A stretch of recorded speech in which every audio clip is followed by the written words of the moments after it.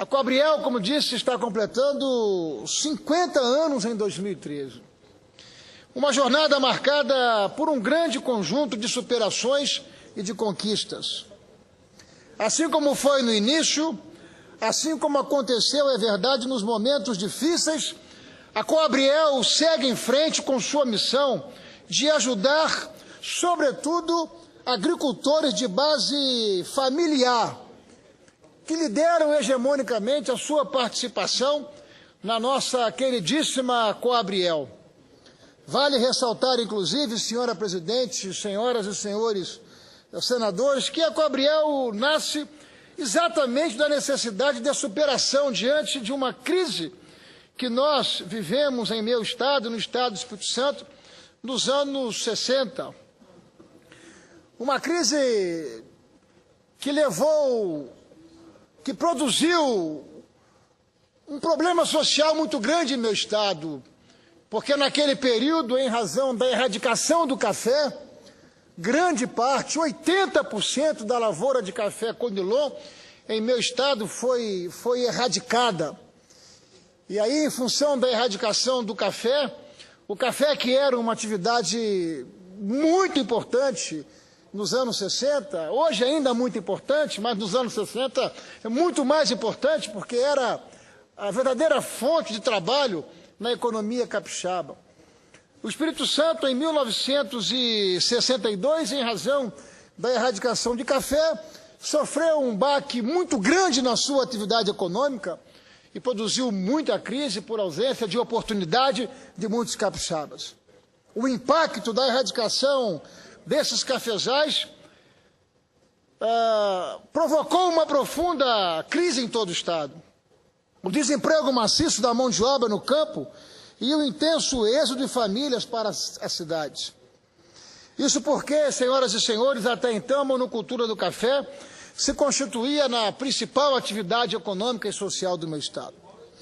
Até o início dos anos 60, o café era para os capixabas não apenas o grande componente de renda interna estadual, mas como também a principal atividade geradora de ocupação produtiva, de ser a mais importante fonte de receita tributária para o nosso estado e o nosso governo.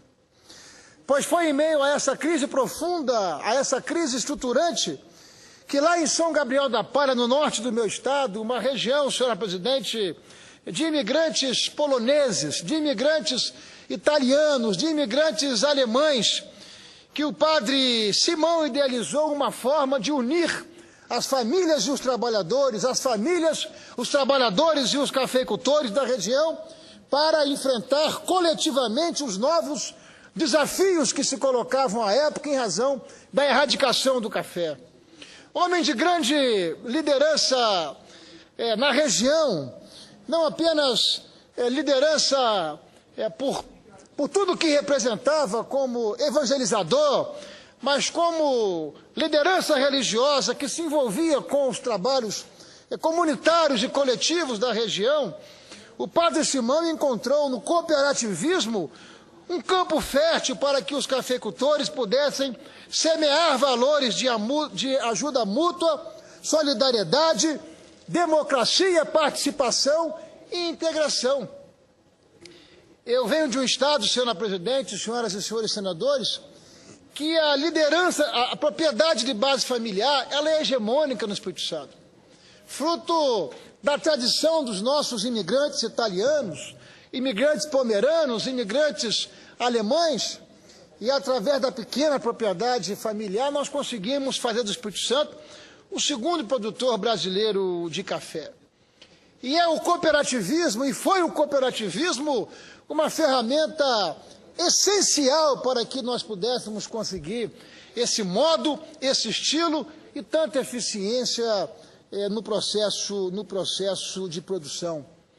Nas assembleias que participam em meu estado, fortalecendo e ajudando o fortalecimento do cooperativismo, eu digo e brinco com os nossos produtores, senadora Ana Amélia, que o cooperativismo é como aquela frase popular: catitu fora da manada é comida de onça.